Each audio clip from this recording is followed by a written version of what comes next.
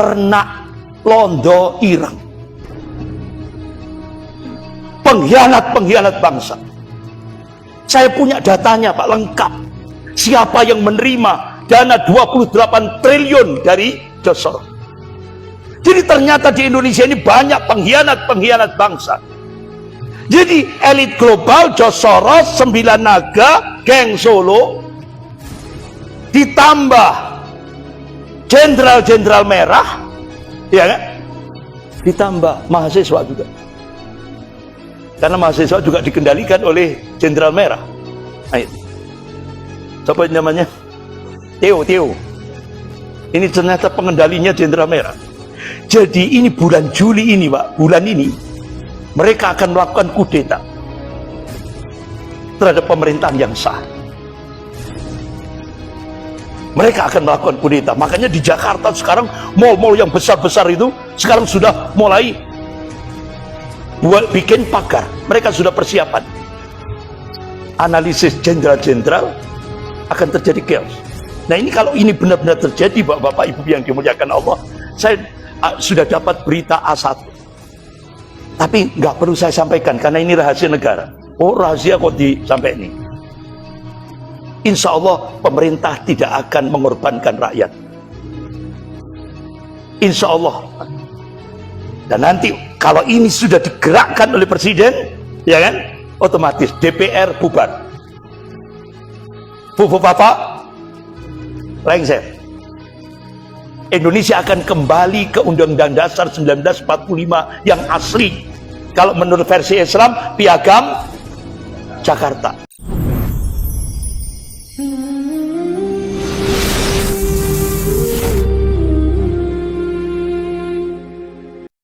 Nah, Bapak Ibu yang dimuliakan Allah, akhirnya kita baru sadar sekarang, ternyata kena prank. Makanya kalau kembali kepada tadi, Allah dan Rasulnya kan sudah ngasih kabar. Jadi Iran itu memang ditakdirkan oleh Allah tempat munculnya Al-Masihid Dajjal. Dan Dajjal itu nanti fitnahnya itu sampai ke Pare. Itu loh. Gak bisa dibendung. Makanya ibu-ibu saya kasih bocoran, nanti yang paling banyak kena fitnah Dajjal itu An-Nisa, kaum wanita. Makanya kaum suami itu diperintah oleh Rasulullah pingit itu apa? Kerangkeng. Makanya Rasulullah ngasih 2 senjata, apa? Baca 10 ayat Al-Kahfi yang pertama, atau 10 ayat yang terakhir. Itu senjata yang pertama. Yang kedua, doa. Kapan? Pada saat tahiyat akhir, selesai baca sholawat kepada Nabi, lanjutkan dengan doa. Allahumma inni a'udzubika min adzabi jahannam wa min adzabil qabri wa min fitnatil mahya wal mamat wa min syarri fitnatil masihid dajjal. Jangan lupa itu. Itu 2 senjata yang diberikan oleh Allah, Rasulullah sallallahu alaihi wasallam. Nah, Bapak-bapak, Ibu-ibu yang dimuliakan Allah. Itu tadi Allah sudah memberikan kabar kepada kita, hambanya yang aman wa taqwa. Masa depan ada di tangan Islam. Kemudian, itu tadi prolog Pak ya. Sekarang masuk materi. Bapak-bapak, Ibu-ibu yang dimuliakan Allah. Rasulullah bersabda, dan hadis riwayat Imam Ahmad dari Hudzaifah bin Yaman radhiyallahu anhu. Qala Rasulullah sallallahu alaihi wasallam, takun nubuwah fikum masyaallah an takuna tsumma yarfa'uha idza syaa yarfa'ha. Tsumma takunu khilafatan al minhajin nubuwah fayakun masyaallah an takuna tsumma yarfa'uha idza syaa yarfa'ha. Tsumma takunu mulkan adhan fayakun masyaallah ayakuna tsumma yarfa'uha idza syaa yarfa'ha. Tsumma takunu mulkan jabriyah fayakun masyaallah an takuna tsumma yarfa'uha idza syaa yarfa'ha. Tsumma takunu khilafatan al minhajin nubuwah. Kemudian Rasulullah diam. Ini hadis riwayat Imam Ahmad dari Hudzaifah bin Yaman radhiyallahu anhu. Jadi Rasulullah ngasih kabar akan umatku itu akan mengalami 5 periodisasi sejarah. Yang pertama, masa nubuah. Dan itu bisa kita lihat dalam kitab-kitab sirah nabawiyah. Periode Makkiyah, 13 tahun. Periode Madinah 10 tahun, kurang lebih 23, dan itu sesuai dengan apa yang dikehendaki oleh Allah. Kemudian periodisasi sejarah yang kedua, Rasulullah mengabarkan, yaitu masa Khulafaur Rasyidin. Itu ditulis oleh Al-Imam Ibnu Katsir rahimahullah dalam kitabnya Al-Bidayah wa Nihayah. Hampir 30 tahun, mulai Khalifah Abu Bakar As-Siddiq radhiyallahu an, dilanjutkan Khalifah Umar bin Khattab radhiyallahu an, dilanjutkan Khalifah Utsman bin Affan radhiyallahu an, dilanjutkan Khalifah Ali bin Abi Thalib radhiyallahu an, 30 tahun. Kemudian tsumma takunu, ya, mulkan adhan fa yakunu masyaallah an takuna tsumma yata'u haita sayata. Kemudian Allah munculkan periodisasi yang ketiga, mulkan adhan, raja-raja yang menggigit. Dan ini ditulis oleh pakar sejarah dunia Islam, Syekh Profesor Dr. Ali Muhammad As-Salabi. Ya kan? Mulai dari Daulah Muawiyah, Daulah Abbasiyah, dilanjutkan Daulah Utsmaniyah. Ini hampir 1300 tahun. Sampai Syekh Profesor Dr. Ali Muhammad As-Salabi bikin nulis kitab lagi. Judulnya Fikrah Khawarij wa Syiah fi Mizan Ahlus Sunnah wal Jamaah. Jadi fikrah pemikiran Khawarij dan Syiah menurut timbangan Ahlus Sunnah wal Jamaah. Jadi beliau mengambil kesimpulan hancurnya Daulah Muawiyah, hancurnya Daulah Abbasiyah yang puncak peradaban Islam ada di Baghdad, Irak. Hancurnya Daulah Utsmani yang puncak peradaban Islam ada di Istanbul, Turki. Itu karena pengkhianatan tokoh Syiah. Itu. Ini pakar sejarah dunia Islam. Gitu. Makanya Syekh Profesor Dr. Abdul Sami nulis lagi, yaitu 70 tahun pengkhianatan Syiah. Mulai 1948 sampai 2020. Gitu. Makanya umat Islam itu jangan sampai lupa sejarah. Kadang-kadang itu gampang lupa gitu. Habis itu begitu ada sandiwara, ya kan, sampai hidup gitu. Ya Allah, astagfirullah. Nah, bapak-bapak, ibu yang dimuliakan Allah. Kemudian Rasulullah tsumma takunu mulkan jabriyah fa yakunu masyaallah an takuna tsumma yarfa'u idza sa'ayarfa. Allah munculkan periodisasi yang keempat, mulkan jabriyah. Rasulullah mengabarkan dalam kitab Sahih Muslim, seluruh dunia ini dipenuhi dengan penguasa-penguasa diktator. Penguasa yang memaksakan kehendak bagi rakyatnya. Penguasa yang menyengsarakan rakyatnya. Nah, ini masa di mana kita hidup sekarang ini. Jadi Rasulullah mengabarkan dalam kitab Sahih Muslim, ini masa-masa yang cukup berat yang akan dialami oleh umat Rasulullah. Skopnya tidak hanya Indonesia, seluruhnya global. Nah, ini. Baru kemudian tsumma takunu khilafatan alamin haji nubuwah. Rasulullah mengabarkan periodisasi yang kelima itu masa Khalifatullah Al-Mahdi, Imam Mahdi. Beliau dibaiat di depan Ka'bah antara Hajar Aswad dan Maqam Ibrahim. Siapa yang dipersiapkan oleh Allah untuk mengawal Khalifatullah Al-Mahdi? Beliau adalah Ashabur Rayatus Sud, pasukan pembawa panji hitam. Di mana Allah munculkan Khurasan, jantungnya Khurasan. Itu dikawal dari Masjidil Haram menuju Masjidil Aqsa. Jadi Allah dan Rasulnya mengabarkan puncak kemenangan Islam di akhir zaman. Allah takdirkan di Palestina, titik. Itu pasti, Pak. Makanya Rasulullah sampai ditanya oleh sahabat, ya Rasulullah, di mana benteng umat Islam pada saat terjadi Malhamatul Kubra, perang akbar antara kaum muslimin dan Yahudi? Di mana bentengnya umat Islam? Apa jawaban Rasulullah? Apa, Pak? Sebelah timur Damaskus, Suriah, Ghouta. Itu bentengnya umat Islam.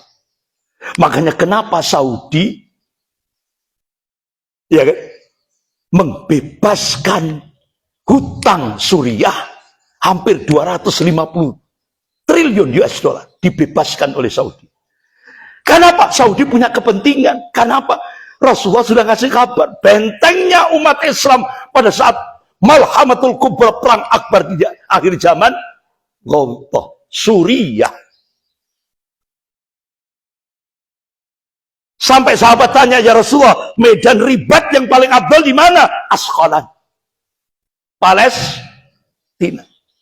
Nah, bapak-bapak, ibu yang dimuliakan Allah, Rasul, ini sejarah akan berulang ketika Masjid Al-Umawi yang dikabarkan oleh Rasulullah dalam kitab Sahih Muslim bab Al-Fitan wa Asyaratun Sa'ah, tanda-tanda yaumil qiyamah kubra. Salah satu di antaranya Allah turunkan Nabiullah Isa alaihissalam di Menara Putih. Masjid Al-Umawi itu sebelah timur Damaskus, Suriah.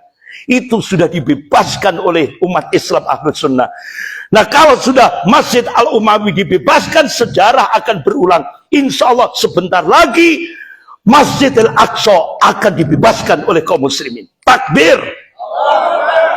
Tanda-tanda itu sudah mulai nampak. Oleh karena itu Rasulullah memberi wasiat. Qala Rasulullah sallallahu alaihi wasallam, wa innal iman idza waqatil fitan bisyam. Ini hadis sahih riwayat Muslim.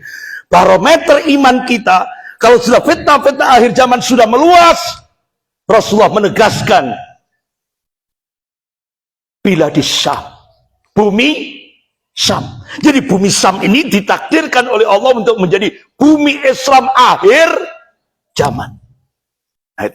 Nah, bapak-bapak, ibu yang dimuliakan Allah. Makanya sampai sahabat tanya, ya Rasulullah, wa ainahum, di mana keberadaan mereka? Baitul Maqdis, wa akna fi Baitul Maqdis. Ini hadis sahih rawahu Ahmad. Bapak-bapak, ibu yang dimuliakan Allah. Kira-kira tanda-tandanya sudah muncul enggak? Sudah. Allah munculkan peristiwa 212. 2 Desember 2016. Masya Allah. Tanpa undangan kan? Dari Pare berapa bus? Banyak, Pak. Tanpa undangan kan? Tanpa undangan. Digerakkan sama Allah. Ya kan? Semua dari Sabang sampai Merauke. Bergerak semuanya. Itu ada seorang ibu mengabadikan lewat tower BNI yang paling tinggi itu, di video peristiwa hari Jumat, ya kan? Mulai dari Monas, Bundaran HI, terus sampai tidak kelihatan karena gedung-gedung pencakar langit. Dihitung oleh Google, hampir kurang lebih 7,5 juta umat Islam sholat Jumat berjamaah tanpa komando. Itu kalau tentara butuh latihan 1 bulan. Umat Islam enggak butuh latihan. Langsung. Sampai tangisan ibu itu terharu masuk dalam video itu. Akhirnya Presiden Turki Tayyip Erdogan mencoba nyontoh Indonesia. Dimulai dari gerakan sholat subuh di Masjid Hagia Sophia. Dilanjutkan gerakan solidaritas Palestina di jembatan Galata. Apa yang terjadi? Nggak sampai juta, ratusan. Akhirnya ulama-ulama Turki punya keyakinan, insya Allah Indonesia akan Allah jadikan menjadi pemantik awal kebangkitan Islam global. Ulama Brunei Darussalam, Malaysia, bahkan 1 bulan yang lalu saya diundang seminar internasional di Palembang. Saya dipanelkan dengan Profesor Azmi Abdul Hamid, ring satunya Dr. Mahathir Muhammad. Jadi ini saya sampaikan di forum panel internasional. Ternyata ulama-ulama Malaysia meyakini, insya Allah Indonesia Allah jadikan pemantik awal kebangkitan Islam global. Bahkan sampai bapak-bapak, ibu yang dimuliakan Allah, banyak pengamat dunia itu menyebut, ya kan, Indonesia ini seperti sleeping giant. Apa sleeping giant itu? Raksasa yang baru bangun tidur. Saya ucek-ucek gitu, Mas. Saya ucek-ucek meripat, baru bangun. Nah itu. Jadi ternyata bapak-bapak, ibu yang dimuliakan Allah, argumen ini bisa artinya bisa dilacak pada sebuah jumlah faktor struktural. Yang pertama, apakah sudah terjadi itu? Alhamdulillah terjadi di Indonesia. Masya Allah, Allah jadikan Indonesia diberikan oleh Allah bonus demografi. Start 2025, puncaknya 2035. Apa? Jadi bapak-bapak, ibu-ibu yang dimuliakan Allah, Indonesia hampir sekitar 70% penduduk Indonesia itu masuk pada usia produktif 15 sampai 64 tahun. Jadi jauh lebih muda Indonesia itu 30 tahun, sementara Cina 40 tahun. Dan bonus demografi ini Allah berikan untuk Indonesia start 2025, puncaknya 2035. Mudah-mudahan masih hidup ya. Insyaallah. Nah ini. Nah bapak-bapak, ibu-ibu yang dimuliakan Allah. Kemudian tanda-tanda Indonesia menjadi pemantik awal Safatul Islamiyah, kebangkitan Islam global, sudah nampak. Apa? Allah tempatkan sumber daya alam dunia itu ada di Indonesia. Apa? Contoh, cadangan nikel. Indonesia dipersiapkan oleh Allah punya cadangan nikel 21 sampai 25 ton nikel. Itu bahan baku kendaraan listrik. Bahkan bapak-bapak, ibu-ibu yang dimuliakan Allah, pernah ada kakak beradik ini pakar kimia. Saya nggak menyampaikan tempatnya di mana karena itu dirahasiakan. Kakak beradik ini punya home industry, dia pakar kimia. Akhirnya sampelnya ini diminta oleh Cina. Akhirnya kakak beradik ini dikirim ke Cina. Nyampe di Cina, dia dipertemukan dengan pakar kimia dari Cina yang umurnya sudah 80 tahun. Terjadi dialog. Kami sudah bisa bikin power bank. Kalau power bank di Pare untuk apa, Pak? Cas HP. Di Cina itu sudah bikin power bank untuk menampung energi listrik 15 kilowatt. 15 kilowatt. Nah kita kalau beli token 100.000 dapat berapa watt? Berapa? Kalau beli 100.000 berapa watt gitu, ya kan? Ini 15 kilowatt, 15.000 kalau nggak salah, 15.000 kilowatt.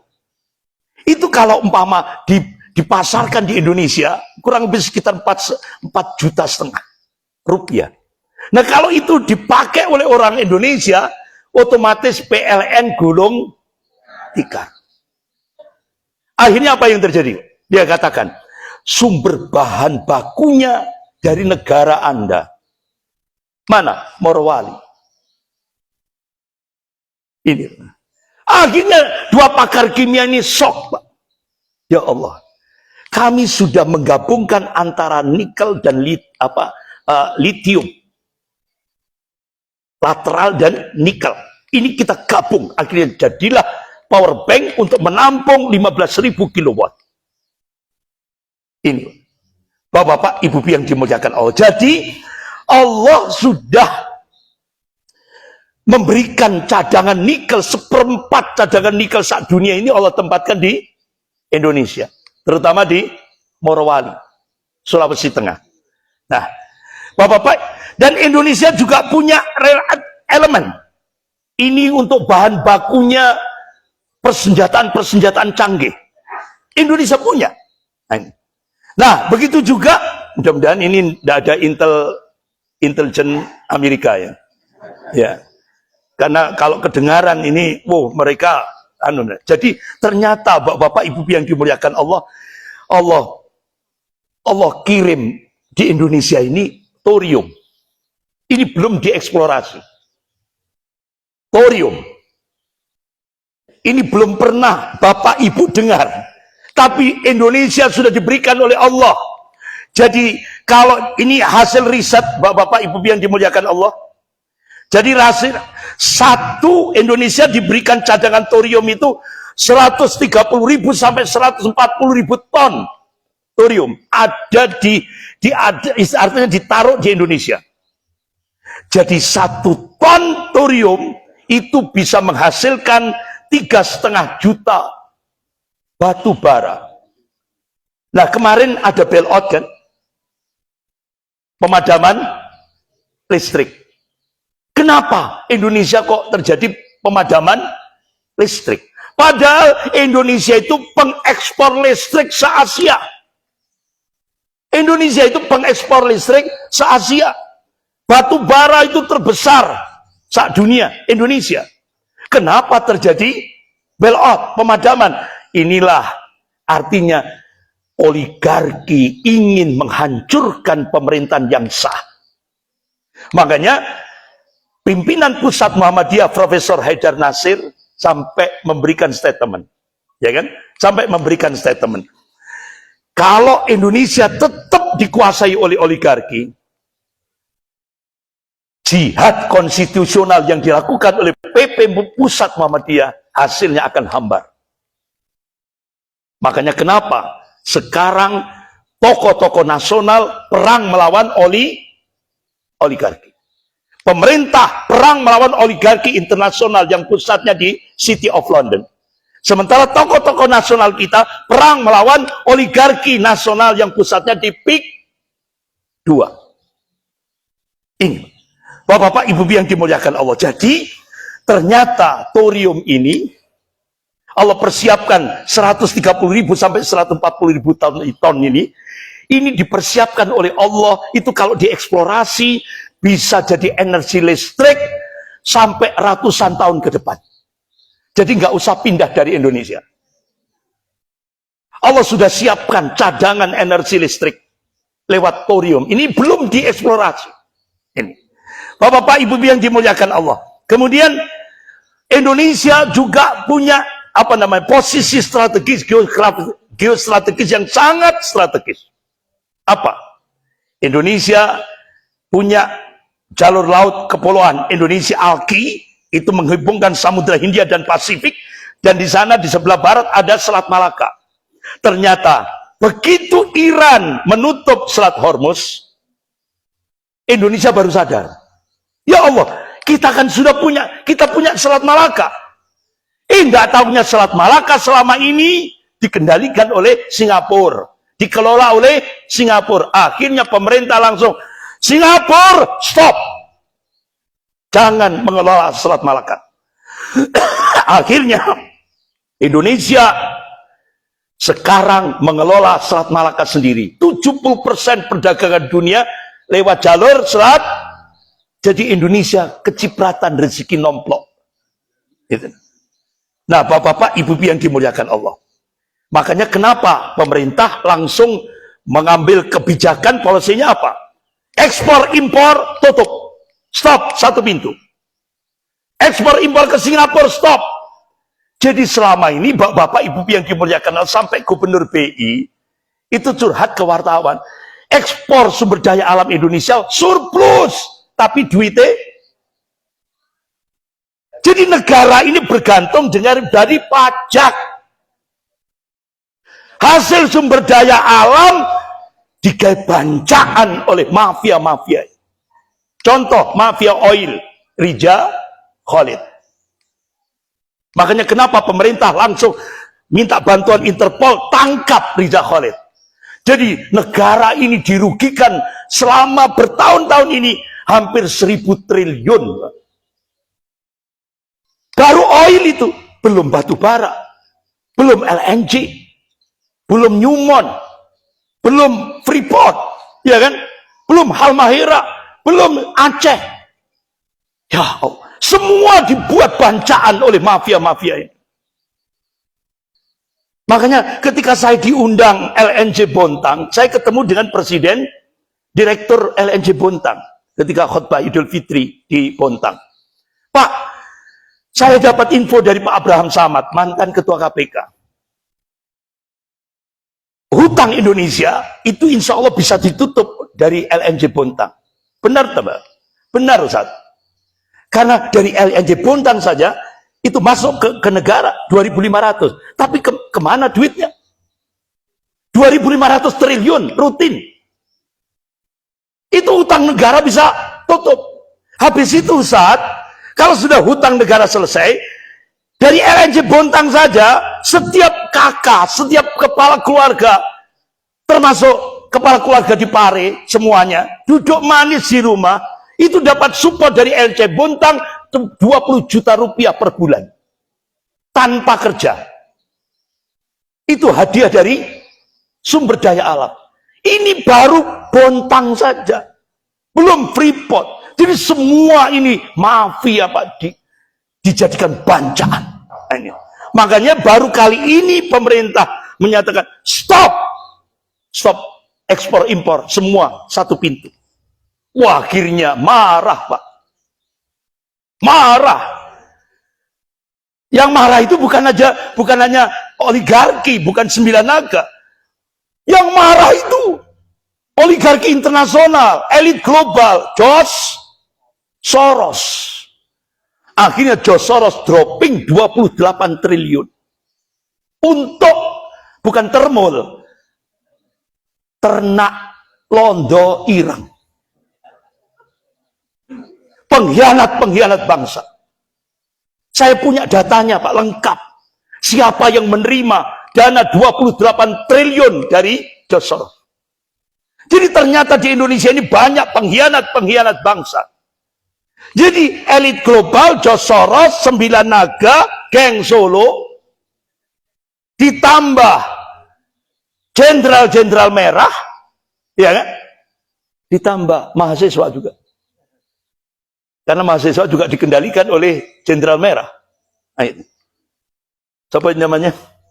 Theo. Ini ternyata pengendalinya jenderal merah. Jadi ini bulan Juli ini Pak, bulan ini mereka akan melakukan kudeta terhadap pemerintahan yang sah. Mereka akan melakukan kudeta. Makanya di Jakarta sekarang mal-mal yang besar-besar itu sekarang sudah mulai bikin pagar. Mereka sudah persiapan. Tapi bapak-bapak ibu yang dimuliakan Allah, ini kalau ini benar-benar terjadi, makanya lihat nanti Juli, Agustus. Kalau ini benar-benar terjadi, bapak-bapak ibu yang dimuliakan Allah, saya tiap hari dapat info langsung dari Jenderal Safri Samsudin, Menteri Pertahanan. Karena beliau itu PII, kalau saya GPII. Jadi istilahnya kakak beradik. Jadi alhamdulillah saya tiap hari dapat input untuk menghadapi chaos ini. Pemerintah sudah menyiapkan tiap kabupaten 4 kompi. Sudah disiapkan oleh pemerintah. Bahkan bapak-bapak ibu yang dimuliakan Allah untuk menghadapi elit global dan Amerika dan Cina, itu sekarang mulai start Jenderal Safri diangkat menjadi Menteri Pertahanan. Saya tiap hari dapat itu Pak. Dan tidak pernah masuk koran. Itu. Jadi dulu 10 tahun Mulyono, makanya Dr. Mulyadi itu kan dosen ilmu kepolisian Republik Indonesia. Indonesia ini dapat kiriman orang dari neraka. Siapa? Mulyono. Ini Pak. Makanya ketika saya ketemu dengan mantan Panglima TNI Jenderal Purnawirawan Gatot Nurmantio, Ustadz Andri, 10 tahun Indonesia dihancurkan oleh Mulyono. Semua, ya kan, semua lini kehidupan berbangsa dan bernegara hancur, Ustadz. Terus bagaimana menurut analisis Bapak Jenderal? Ustadz, untuk memperbaiki Indonesia butuh 60 tahun. Berarti butuh 6 presiden. Kira-kira notut enggak, Bu? 60 tahun lagi, Ibu anggap saja sekarang umur 50. Tambah 60? Gak nutut. Nah itu analisis. Sementara ulama-ulama khos, saya tanya itu ya, gimana? Benar. Analisis jenderal-jenderal akan terjadi chaos. Nah ini kalau ini benar-benar terjadi, Bapak Ibu yang dimuliakan Allah, saya sudah dapat berita A1. Tapi nggak perlu saya sampaikan karena ini rahasia negara. Oh, rahasia kok disampaikan ini. Insya Allah pemerintah tidak akan mengorbankan rakyat. Insya Allah. Dan nanti kalau ini sudah digerakkan oleh presiden, ya kan, otomatis DPR bubar. Bapak lengser. Indonesia akan kembali ke Undang-Undang Dasar 1945 yang asli. Kalau menurut versi Islam, Piagam Jakarta. Makanya Buya Hamka dan Bapak Muhammad Natsir memberikan wasiat. Kalau nanti ada masanya Indonesia kembali ke Undang-Undang Dasar 1945 yang asli atau Piagam Jakarta, ini kesempatan emas bagi umat Islam seluruh Indonesia untuk tatbikus syariah. Takbir.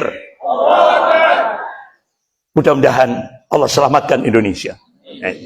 Jadi insya Allah mudah-mudahan apa yang bahkan ada istimewa ulama seluruh dunia di Timur Tengah, semua ini saya screenshot, Bu, Bapak Ibu-Ibu, semuanya mengadakan tangan berdoa, ya Allah jadikan umat Islam Indonesia menjadi pemantik awal kebangkitan Islam global. Amin ya Rabbal alamin. Mudah-mudahan Allah Subhanahu wa taala mengabulkan apa harapan-harapan dari ulama-ulama dunia Islam. Mohon maaf yang sebesar-besarnya, ini kuliah Ahad pagi yang terpanjang sak dunia. Sekali lagi mohon maaf yang sebesar-besarnya. Kita akhiri dengan bacaan hamdalah dan doa kafarat majelis. Alhamdulillahirabbil alamin. Subhanakallahumma wa bihamdika asyhadu an la ilaha illa anta astaghfiruka wa atubu ilaik. Wabillahi taufik wal hidayah. Wassalamualaikum warahmatullahi wabarakatuh.